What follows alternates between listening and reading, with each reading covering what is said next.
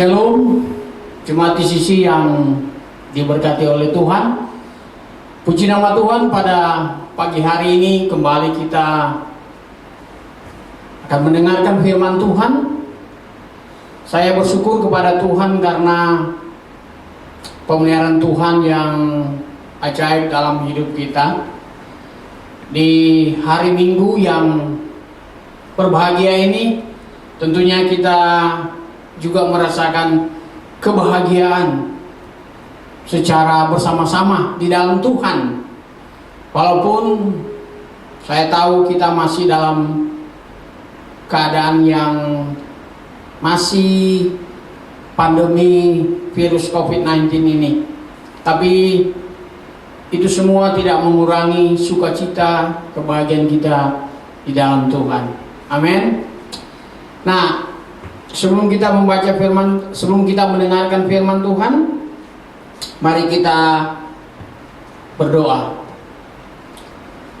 Bapa, saat ini kami mengucap syukur kepada Engkau, dan kami mau membaca merenungkan firman-Mu. Berkati hamba-Mu Tuhan yang tidak ada apa-apanya ini, Roh Kudus-Mu yang tidak terbatas itu menguasai hati pikiran hamba-Mu dan seluruh jemaat yang mendengarkan. Berfirmanlah Engkau bagi kami semua, di dalam nama Tuhan Yesus kami berdoa. Haleluya. Amin. Puji nama Tuhan. Bapak Ibu saudara yang kasih dalam Tuhan, pada bulan ini kita disuguhkan satu tema mengenai pengendalian diri atau penguasaan diri. Ini adalah rangkaian seri khotbah tentang buah roh, dan kita sudah sampai pada buah roh yang ke-9, yaitu penguasaan diri. Nah, Bapak Ibu saudara yang kasih di dalam Tuhan Yesus Kristus, berbicara penguasaan diri itu berarti kita berbicara mengenai seluruh kehidupan kita, totalitas hidup kita. Apa yang harus kita lakukan, apa yang harus kita kerjakan, apa yang kita pikirkan, apa yang kita lihat, apa yang kita katakan, itu semua berhubungan atau tidak terlepas dengan apa yang namanya penguasaan diri. Nah, kita akan baca firman Tuhan di dalam 1 Petrus 4 ayat 7b. 1 Petrus 4 ayat 7b. Kesudahan segala sesuatu sudah dekat. Karena itu kuasailah dirimu, jadilah tenang supaya kamu dapat berdoa. Ya. Ayat 7 semuanya ya. Kesudahan segala sesuatu sudah dekat. Karena itu kuasailah dirimu dan jadilah tenang supaya kamu dapat berdoa. Di situ ada kata kuasailah dirimu. Ya. Ada kata kuasailah dirimu. Nah, Bapak Ibu saudara yang kasih dalam Tuhan, ketika kita berbicara mengenai pengendalian diri atau penguasaan diri, sekali lagi saya ingatkan bahwa orang yang bisa menguasai diri atau penguasaan diri dan juga buah-buah roh yang lain, itu hanya bisa dikerjakan oleh satu roh yang sama, yaitu roh Allah, Roh Kudus. Dan ini hanya bisa terjadi ketika orang berdosa, menyadari akan dosanya, dia bertobat, menerima Yesus sebagai Tuhan dan Juru Selamat karena Injil.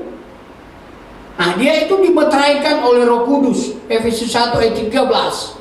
Dan Roh Kudus yang ada di dalam dirinya ini, itu yang menguasai, yang memimpin hidup orang itu, sehingga Roh Kudus yang ada dalam diri itu menghasilkan apa yang namanya buah roh. Ya, tentunya tadi ada kasih, ada sukacita, ada damai sejahtera, kesabaran, dan lain-lain. Dan di dalamnya itu ada penguasaan diri. Ini buah roh yang ke-9. Penguasaan diri. Jadi orang yang sudah percaya kepada Kristus, tentunya dia memiliki Roh Kudus. Dan Roh Kudus yang ada di dalam diri orang itu menghasilkan buah. Nah, buah yang terakhir dari buah roh yaitu penguasaan diri. Dan itulah yang menjadi perenungan kita pada pagi siang hari ini. Yang saya kasih tema, kuasailah dirimu. Nah, itu tema kita pada pagi hari ini. Nah, berbicara kuasailah dirimu, saya ingat ya satu gambaran, satu ilustrasi. Kalau saya kan ini orangnya suka bermain bola, ya. Suka dengan olahraga sepak bola. Nah, di dalam olahraga sepak bola itu seringkali kita mendengar atau ada yang namanya istilah ball possession, ya, penguasaan bola. Nah, tim yang menguasai bola atau menguasai permainan itu, ada kemungkinan tim itu bisa menang. Walaupun tidak selalu tim yang menguasai permainan, menguasai bola atau ball possession itu tidak selalu menang. Tapi yang saya mau katakan pada poin ini adalah bagaimana sebuah tim sepak bola dengan permainan, dengan kolektivitasnya, ketika mereka itu menguasai bola. Nah, tim yang menguasai bola itu otomatis mereka itu yang mengendalikan seluruh permainan sepak bola itu. Mereka yang akan mengontrol seluruh permainan pada waktu itu.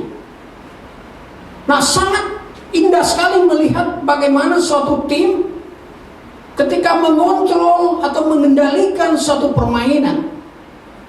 Contohnya dalam sepak bola, mereka sangat menguasai permainan. Mereka yang mengendalikan permainan itu. Itu artinya mereka mengendalikan, mereka menguasai, saudara. Nah, ketika kita berbicara pengendalian diri, berarti itu juga berbicara mengenai kontrol, ya, atau self control, ya, di dalam hidup kita. Itu kita berbicara mengenai diri kita. Nah, Bapak Ibu Saudara yang kekasih di dalam Tuhan,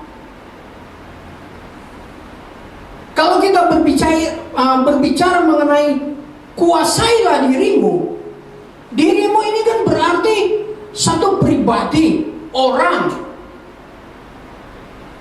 utuh, ya, satu pribadi di mana orang itu diminta supaya menguasai dirimu, menguasai dirinya.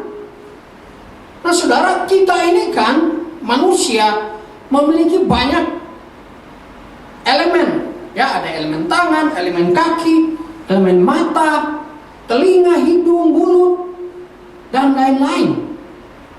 Nah, Bapak Ibu Saudara yang kasih dalam Tuhan, pada pagi hari ini kita akan melihat 3 bagian, saudara. 3 bagian yang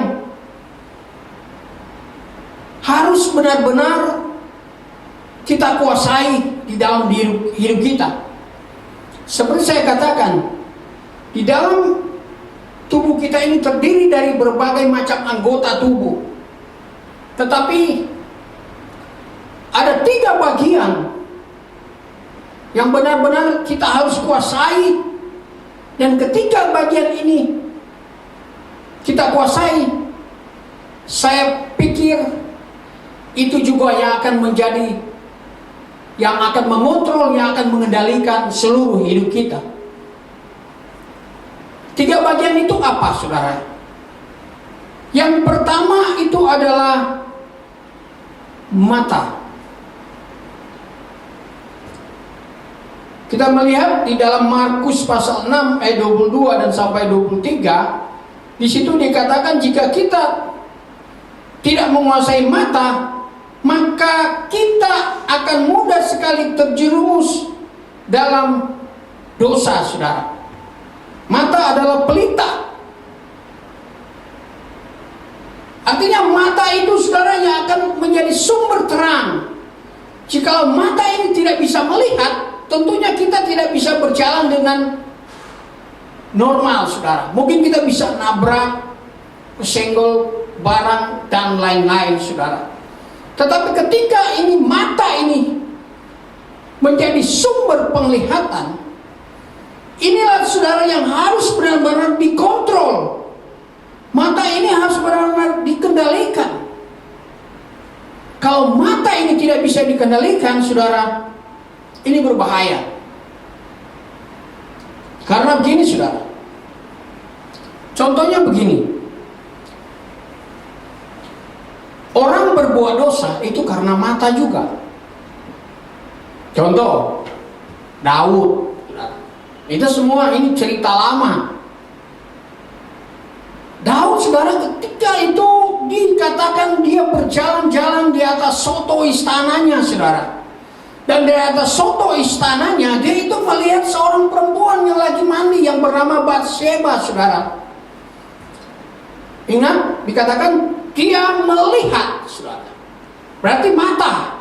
Nah, ketika dia melihat, apa yang terjadi? Dia menginginkan, saudara, perempuan ini, Batseba ini. Dan akhirnya dia memang mendapatkan Batseba ini, saudara. Dan anak yang lahir dari persetubuhan mereka itu meninggal akhirnya. Nah, saudara, Daud melakukan dosa ini itu bersumber awalnya itu dari mata, saudara. Jadi mata ini juga bisa menjadi penyebab orang itu jadi atau jatuh di dalam dosa. Yang kedua, contoh yang kedua, biasanya kalau kita ke pasar atau jalan-jalan ke mall lah, katakan begitu, tempat-tempat belanja. Karena kita ada orang yang memang hanya mau santai aja, mungkin sekedar untuk ngopi, atau memang hanya sekedar mau jalan-jalan aja, atau memang ada yang memang niat untuk membeli sesuatu. Tetapi saudara, terkadang kalau kita melihat mata ini, kalau melihat satu barang yang bagus, terus ada diskon yang besar. Nah ini saudara, kadang-kadang kita itu tergoda. Nah, sekali lagi dari mata. Karena melihat diskon yang besar, ya biasanya ibu-ibu suka ini, atau remaja-remaja putri ini paling senang, saudara. Ya bapak-bapak juga ada juga yang senang tentunya. Namanya juga diskon gede, ya, diskon besar. Ya. Kenapa kita harus tergoda? Karena begini. Kita yang awalnya cuma sekedar mau jalan atau mau main ke mall itu untuk sekedar minum kopi doang, ya gitu. Atau kita mau ke mall itu hanya sekedar kita mau beli barang A, katakanlah, atau barang B. Hanya itu aja tujuan kita pergi. Tetapi karena melihat begitu banyak barang yang diskonnya besar, akhirnya saudara langsung kita membelinya. Padahal barang itu juga mungkin sudah ada di rumah, tapi karena diskonnya besar, tetap juga kita beli. Nah, Bapak Ibu saudara yang kasih dalam Tuhan, ternyata kita antara keinginan dan kebutuhan itu kecil, saudara, bedanya. Kalau sudah melihat diskon-diskon yang besar, saudara, kita kurang bisa menguasai mata ini. Kita terus mengikuti keinginan mata. Nah, Bapak Ibu saudara yang kekasih dalam Tuhan, kita mengatakan bahwa mata adalah pelita tubuh, saudara. Jadi saudara, inilah penglihatan mata ini adalah jalan. Mata ini adalah sumber terang dalam seluruh hidup kita, saudara. Jika mata kita ini gelap, saudara, wah, betapa gelapnya kegelapan itu, saudara. Karena itu, kita harus benar-benar mengendalikan mata kita, penglihatan kita. Karena mata itu adalah pelita tubuh di dalam hidup kita. Yang pertama adalah mata. Kemudian yang kedua, apa yang harus kita kuasai? Yang kedua adalah perkataan atau lidah mulut kita. Itu harus kita kuasai. Jadi yang pertama mata, yang kedua adalah perkataan atau menyangkut lidah dan mulut kita. Bapak Ibu Saudara yang kasih dalam Tuhan, manusia itu adalah makhluk sosial. Ya, kita tahu bersama. Nah, tentunya sebagai makhluk sosial itu kita tidak bisa hidup tanpa orang lain. Artinya kita membutuhkan sosialisasi di dalam hidup kita dengan orang atau sesama kita. Nah, tentunya di dalam sosialisasi atau di dalam bersosialisasi kita dengan sesama kita, dengan rekan kita, saudara kita, teman kita, sahabat kita, atau sesama kita manusia, tentunya di dalam bersosialisasi itu ada yang namanya komunikasi, saudara. Ya, komunikasi. Nah, komunikasi ini kan berbicara, berkata-kata, perkataan, saudara. Nah, tentunya komunikasi yang baik, mengeluarkan kata-kata yang baik, tentunya itu akan membuat satu relasi yang baik antar sesama. Pemilihan kata itu sangat penting di dalam berkomunikasi, di dalam berkata-kata. Karena kalau ada kata-kata yang agak menyinggung, agak negatif, nah itu bisa menyinggung teman, saudara, rekan, atau sesama kita yang ada di dalam lingkungan sosialisasi kita. Jadi sangat penting, saudara, menjaga perkataan. Mulut ini, saudara, harus benar-benar dikontrol. Mulut ini benar-benar harus dijaga. Seperti kata pengamsal di dalam Amsal 1 ayat 23, dikatakan, siapa memelihara mulut dan lidahnya, memelihara diri daripada kesukaran. Sekali lagi, siapa memelihara mulut dan lidahnya, memelihara diri daripada kesukaran. Ya betul, Bapak Ibu Saudara yang kasih dalam Tuhan. Jadi kalau dikatakan siapa yang memelihara mulut dan lidahnya, memelihara diri daripada kesukaran, simpelnya itu begini. Jadi orang yang menjaga mulutnya, orang yang menjaga perkataannya, itu sama dengan dia menjaga diri dari hal-hal yang bisa mendatangkan kecelakaan terhadap dirinya, saudara. Karena begini, banyak masalah terjadi dalam diri manusia itu disebabkan karena perkataan yang diucapkan atau kata-kata yang diucapkan. Maka karena itu kita harus menggunakan lidah atau mulut kita atau perkataan kita untuk membangun, saudara, bukan untuk mengutuk. Jadi perkataan ini sangat-sangat mematikan, saudara. Bahkan, saudara, di dalam firman Tuhan di dalam Yakobus pasal 3 sekarang ayat 5 dikatakan bahwa demikian juga lidah, walaupun suatu anggota kecil dari tubuh namun dapat memegahkan perkara-perkara yang besar. Lihatlah betapapun kecilnya api, ia dapat membakar hutan yang besar. Lidah pun adalah api. Nah, saudara, lidah itu satu anggota tubuh yang paling kecil, saudara. Tetapi dikatakan lidah itu seperti api. Itu bisa, api itu yang kecil bisa membakar hutan yang besar. Nah, lidah itu juga, saudara, perkataan ini kalau kita tidak kuasai, kalau kita tidak kontrol, saudara, nah ini menyebabkan, saudara, sesama kita bisa tersinggung. Bahkan, saudara, banyak orang yang dilaporkan karena perkataan, saudara. Dilaporkan ke polisi karena hanya satu perkataan, saudara. Entah itu di media sosial atau itu secara langsung. Ya, akibat dari perkataan, saudara. Jadi kata-kata atau lidah ini benar-benar harus kita kontrol, Bapak Ibu Saudara dalam Tuhan. Terkadang kita itu mudah sekali mengeluarkan kata-kata yang tanpa kita sadari itu menyakiti orang lain. Karena itu saudara, bijak-bijaklah ya. Atau dikatakan Amsal ini menarik, memelihara mulut dan lidahnya. Artinya itu memelihara itu harus benar-benar dijaga saudara, dikontrol, dikendalikan saudara. Mikir lagi saudara, ketika kita mengucapkan satu kata-kata, kita itu harus benar-benar berpikir. Kecuali itu kata-kata yang memang membangun, ya silahkan aja dikatakan. Karena saya pernah mendengar satu istilah begini dari seorang pendeta. Dia mengatakan begini, kata-kata yang tidak diucapkan atau yang belum diucapkan itu masih tanggung jawab kita.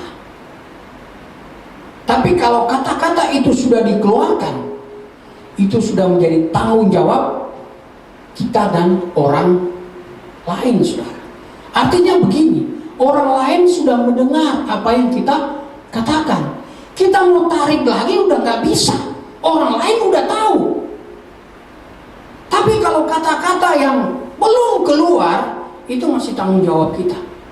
Tapi kalau itu udah keluar, kita tarik pun itu udah nggak bisa, karena orang lain sudah mendengarkan. Karena itu Amsal ini sangat bagus kata-katanya, pelihara mulut dan lidahnya. Saudara, ini harus benar-benar dikontrol, ini benar-benar harus dijaga. Ya terkadang guyon, ada bercanda, ya itu mungkin masih bisa. Tetapi kadang ada guyonan-guyonan yang bisa membuat orang lain juga tersinggung. Jadi walaupun kita itu dalam situasi mungkin guyonan, lagi santai, kita mungkin kan tidak tahu pribadi karakter orang yang ada di dalam lingkungan di mana kita sedang guyon dengan beberapa atau banyak orang. Terkadang ada di situ kan orang-orang yang memang ya mungkin udah tersinggung, ya kita kan tidak tahu. Karena itu di dalam guyonan pun kita itu harus berhati-hati juga dalam mengeluarkan kata-kata. Ya, hendaklah kata-katamu itu membangun, saudara. Itu udah paling aman dan itu udah paling baik dan itu yang benar, saudara. Kata-kata yang membangun, kata-kata yang menguatkan. Karena kalau membangun, saudara, pasti orang lain juga itu senang untuk mendengarkannya. Tapi kalau sifatnya mengutuk, nah itu kan tidak enak, saudara. Dan sebagai orang yang percaya, ya tentunya jangan sampai ada sumpah serapah kutuk keluar dalam diri kita, saudara.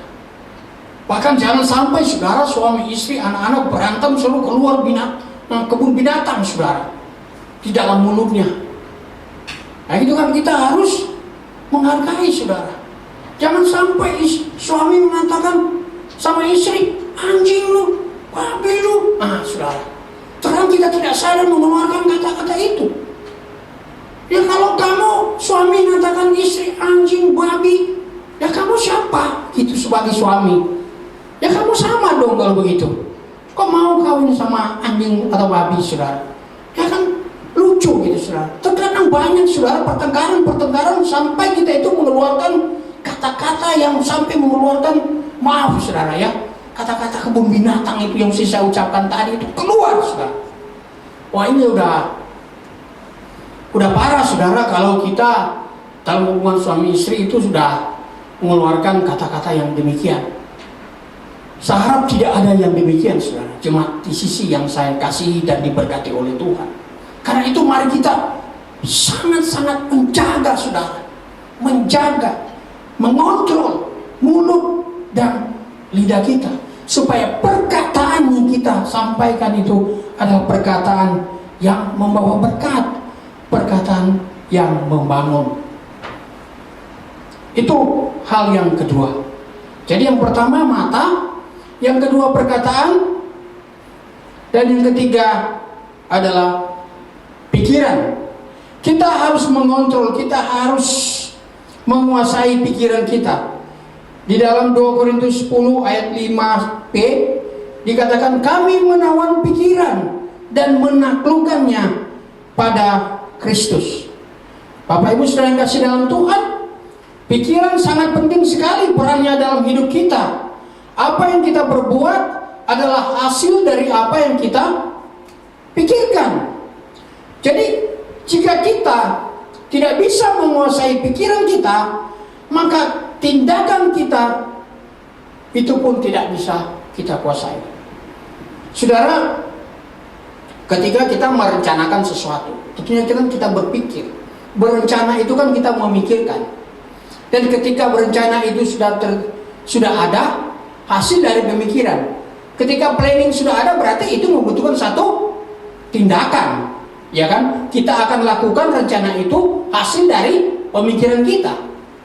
Nah, saudara, kalau pikiran atau rencana kita jahat, saudara, berarti itu juga yang akan kita lakukan. Maka perbuatan, langkah kita itu, kita akan melakukan hal yang jahat, saudara. Nah, pikiran ini benar-benar, saudara, harus menjadi bagian yang penting dalam hidup kita. Pikiran ini, saudara, orang bisa berpikir hal yang negatif, saudara. Nah, kalau pikiran ini kan lebih pada yang tidak kelihatan, saudara, ya. Ini tidak kelihatan pikiran, tapi itu bisa kebaca dari perbuatan. Gitu, saudara.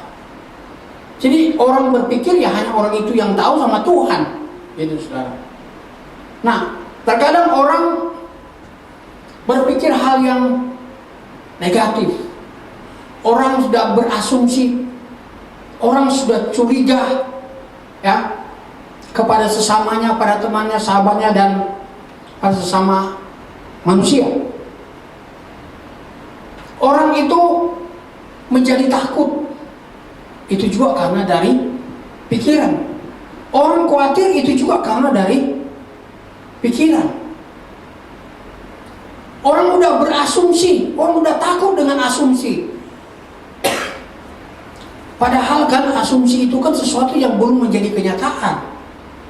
Kenapa kita harus takut dengan sesuatu yang belum atau bukan nyata, saudara? Tapi ada orang juga yang memang takut demikian, saudara. Karena sudah ada asumsi-asumsi, aduh, kalau begini jangan-jangan begini. Kalau begini, aduh, takutnya begini. Nah, itu, saudara. Kita udah dipayang-bayangi dengan asumsi-asumsi, saudara. Sehingga kita timbul ketakutan. Nah, itu semua karena pemikiran, saudara. Pikiran. Firman Tuhan, kami menaklukkan pikiran kepada Yesus Kristus. Artinya, saudara, kita harus berpikir dengan cara yang benar. Kita benar-benar harus menaklukkan segala pikiran ini kepada Yesus Kristus, saudara. Artinya, kita mengontrol, mengendalikan pikiran ini Tuhan, sebagaimana pikiran kita itu memikirkan Kristus, saudara. Kalau pikiran kita memikirkan Tuhan, maka itu ada damai sejahtera, saudara. Ada sukacita. Nah, pikiran ini sudah benar-benar kalau tidak dikuasai, ya kadang orang kan jadi sakit karena banyak pikiran, saudara. Ya, banyak pikiran artinya dia terlalu khawatir, saudara. Dia stres dengan pikiran-pikiran, mungkin dia stres dengan keadaan, banyak masalah, sehingga banyak pikiran, saudara. Dan Bapak Ibu saudara yang kasih dalam Tuhan, tapi orang-orang di dalam Tuhan, perhatikan nih, orang-orang di dalam Tuhan, saudara.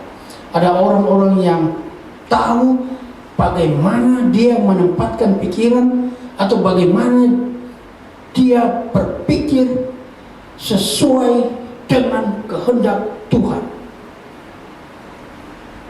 Harus kembali kepada Kristus. Hendaklah kita memiliki pikiran Kristus. Yesus itu tidak pernah iri. selama dia di dunia. Yesus itu tidak pernah membenci. Bahkan Yesus mengampuni orang-orang yang melakukan kejahatan terhadap dirinya. Mengampuni orang-orang yang berdosa. Kita harus berpikir sebagaimana cara Allah berpikir. Ketika Tuhan bilang jangan khawatir, serahkan kekhawatiranmu, ya sudah. Serahkan sudah kekhawatiranmu. Kamu lagi khawatir apa? Kamu lagi pikiranmu itu lagi memikirkan apa sih yang kamu khawatir? Ya udah, serahkan saja kepada Tuhan. Kan Tuhan bilang begitu. Serahkanlah kekhawatiranmu kepada Tuhan. Sebab Dia yang mau melihara kamu. Saudara, kita hidup di dunia ini apa sih? Siapa yang mau melihara hidup kita? Tuhan, saudara. Kita sudah diingatkan, coba lihat burung di udara. Gak punya sarang, tapi diberi makan. Bunga bakung di padang, ada yang melihara nggak? Gak ada. Tapi tumbuh dengan begitu indah. Saudara, kita ini siapa? Kita melebihi dari bunga bakung, melebihi dari burung. Kita ini adalah ciptaan Tuhan yang paling mulia. Bahkan darah Yesus Kristus telah menebus kita dari dosa-dosa kita. Tuhan menebus kita dari kematian.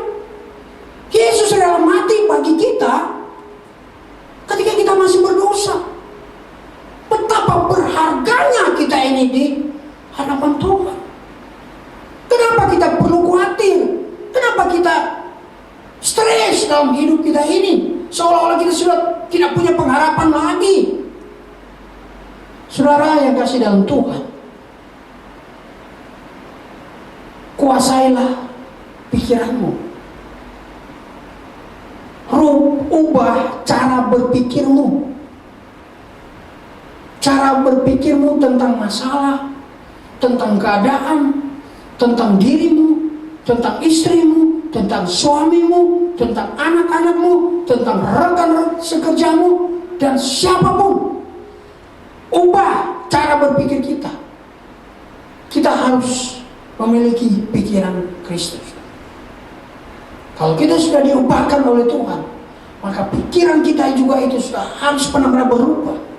Jangan seperti orang-orang yang belum mengenal Tuhan dalam pikiran kita. Hendaklah kita memiliki pikiran Kristus. Nah, Bapak Ibu sudah kasih dalam Tuhan. Jadi ada 3 mengenai kuasailah dirimu. Jadi yang pertama tadi mata, yang kedua adalah menguasai perkataan, lidah atau mulut, dan yang ketiga adalah pikiran. Nah, saudara, ketika kita menguasai mata, pikiran, dan mulut kita, apa manfaatnya tentunya? Apa manfaatnya, saudara, bagi kita? Manfaatnya bagi kita adalah kita ini menjadi orang yang makin dewasa, orang yang lebih dewasa, orang yang lebih bisa memanage kata-kata, pikiran, dan mata di dalam keadaan-keadaan sesulit apapun. Kita itu bisa menguasai semuanya. Jadi kita makin dewasa, saudara, di dalam penguasaan diri. Nah, ketika kita sudah mampu menguasai mata kita, pikiran kita, lidah kita, itu sama halnya saya katakan kita sudah menguasai seluruh hidup kita. Kali ini memegang peran penting di dalam hidup kita. Nah, Bapak Ibu sudah yang kasih dalam Tuhan, demikianlah firman Tuhan pada pagi hari ini. Mari kita memiliki self control, penguasaan diri yang sesuai dengan standar Tuhan. Apa yang Tuhan mau itu yang kita lakukan. Intinya seperti itu. Yang Tuhan gak mau ya jangan dilakukan. Kita harus belajar benar-benar taat, tunduk. Itu namanya kita menguasai diri. Kiranya Tuhan memberkati kita semua. Amin. Mari kita berdoa. Bapa di surga, terima kasih untuk anugerah-Mu, terima kasih untuk kasih-Mu. Kami berdoa bila firman itu menjadi kekuatan dan berkat bagi setiap jemaat-Mu. Berkati jemaat-Mu, kami mengucap syukur dan berdoa, haleluya. Amin.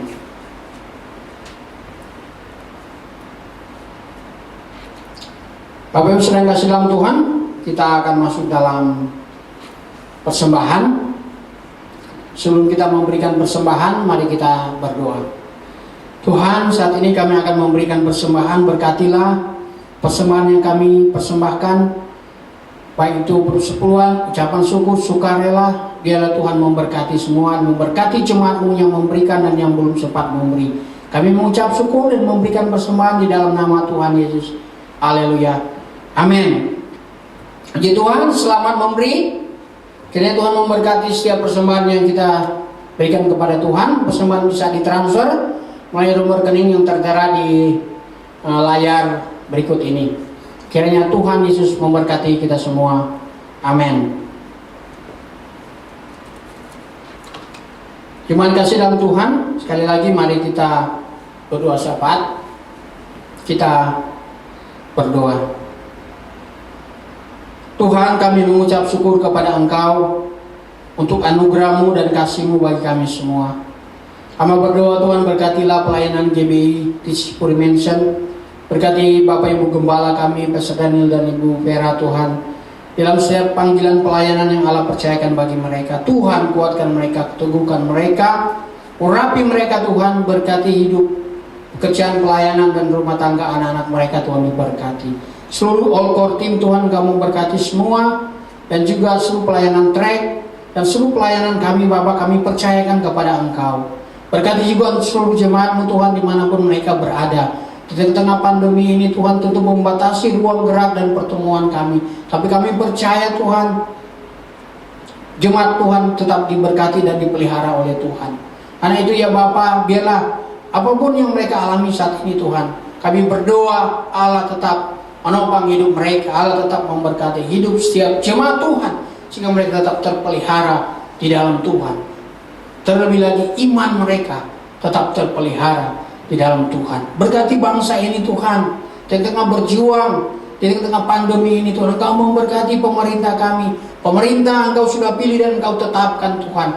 Tidak ada pemerintah yang tidak berasal dari Allah. Pemerintah sekarang adalah pemerintah yang sudah Allah rencanakan. Karena itu Bapa, jadilah seluruh kehendak-Mu atas bangsa Indonesia melalui pemerintahan Presiden Joko Widodo, Pak Ma'ruf Amin, dan seluruh menteri dan seluruh jajarannya Tuhan. Jadilah kehendak-Mu, berbuatlah sesuatu pada bangsa ini Tuhan melalui pemerintah kami ini Tuhan. Kami percaya tangan Tuhan kuat dan perkasa, dan Allah yang berdaulat sedang memberkati bangsa kami ini. Berkati gereja-gereja Tuhan, berkati para penginjil, para misionaris Tuhan, keluarga misionaris dimanapun mereka berada. Tuhan, Engkau memberkati mereka. Berkati juga orang-orang yang terpenjara karena nama-Mu, orang miskin Tuhan, Engkau memberkati. Yatim piatu, janda, duda Tuhan, Engkau memberkati mereka semua ya. Tuhan menyediakan, Tuhan mencukupkan segala kebutuhan mereka. Terima kasih Bapa di surga, terima kasih Tuhan. Inilah doa ucapan syukur kami. Di dalam nama Tuhan Yesus kami berdoa ucap syukur. Haleluya, haleluya. Dan saat ini kami akan menerima berkat Tuhan. Cuma Tuhan, arahkanlah hatimu kepada Tuhan dan terimalah berkat Tuhan. Kasih karunia dari Tuhan Yesus, kasih sayang dari Allah Bapa, persekutuan, kekuatan dan penghiburan dari Allah Roh Kudus kiranya menyertai, memberkati kita semua mulai hari ini, besok sampai Maranatha. Tuhan Yesus datang kedua kali menjemput kita saleh-salehnya. Dalam nama Tuhan Yesus, semua yang percaya dan menerima berkat katakan amin. Puji Tuhan. Demikianlah ibadah kita pada siang hari ini. Saya ucapkan selamat hari Minggu pada kita semua, dan Tuhan Yesus memberkati. Shalom.